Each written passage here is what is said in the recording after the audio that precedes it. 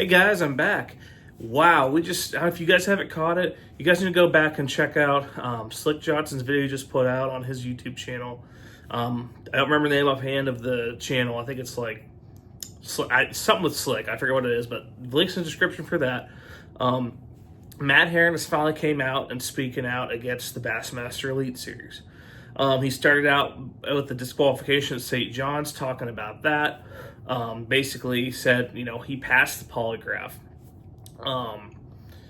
But he admitted about a conversation that he had with another angler where he wasn't seeking information, but again, kind of like with Scott Martin, Bass just, jumped the gun and slammed him for it. But that's not all. That's not all at all.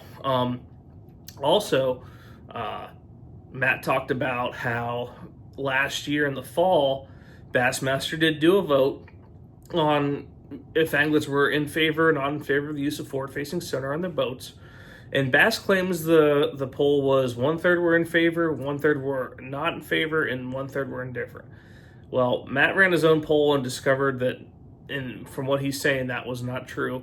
That 70, I believe the number he gave was 71%, but it was in the 70s somewhere of anglers, at least at minimum wanted to limit it. And he said the main idea was just do half of the 8 Elite Series events during the year, do half without forward-facing sonar, half with it. That way, half the tournaments younger anglers have advantage, half the tournaments older anglers will have the advantage. Theoretically, right? So that's what the field wanted, according to what Matt's saying. And he was basically called by a member of Bass, presumably Chase Anderson, but he did not divulge that information. But he did say he recorded the phone call. Basically, he's telling him, you'll be out of the Elite Series if you ever talk about this survey again. So that was before the St. John's event. So there's already some turmoil brewing from that part of the year. But if this is true, which I have no reason to believe it isn't. Matt has no reason to lie. He's not bound by Bassmaster anymore. He's 62 years old. He's close to retiring, so he doesn't have to bite his tongue anymore like a 25, 30-year-old angler might have to. This is a horrible look for Bass. Absolutely horrible for the Elite Series.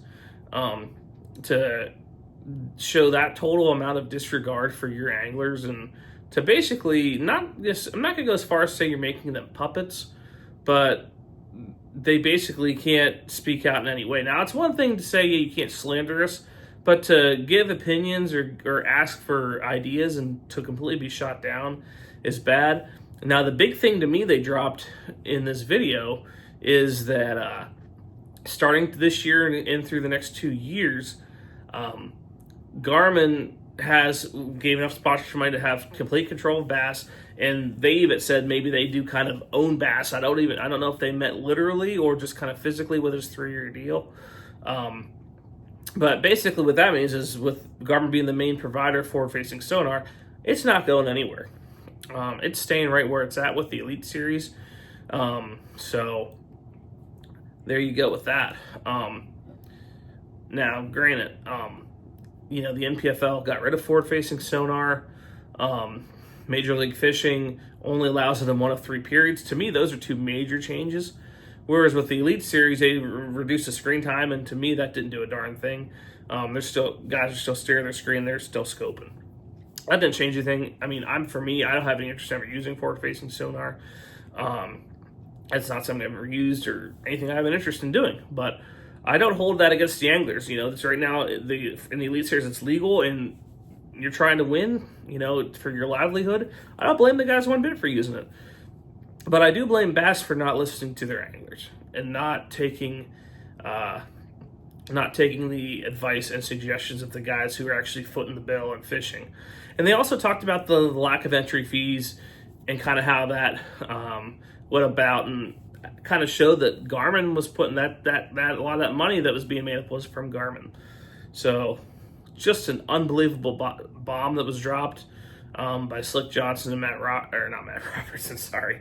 Herren. Unbelievable.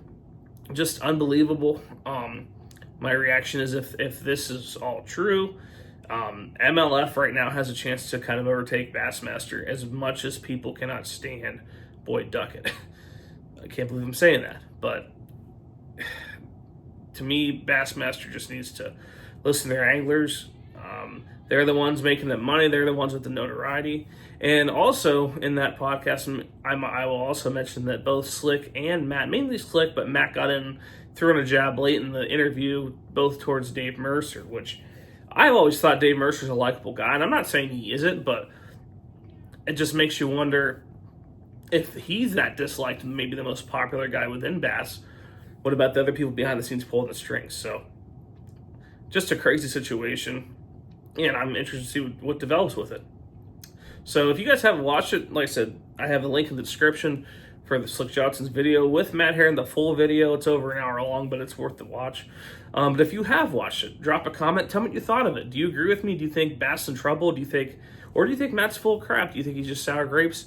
Tell me what you think. Like I said, I'd love to hear from you. And I think this is a big developing story we haven't heard the last of. So, that being said, thanks for watching.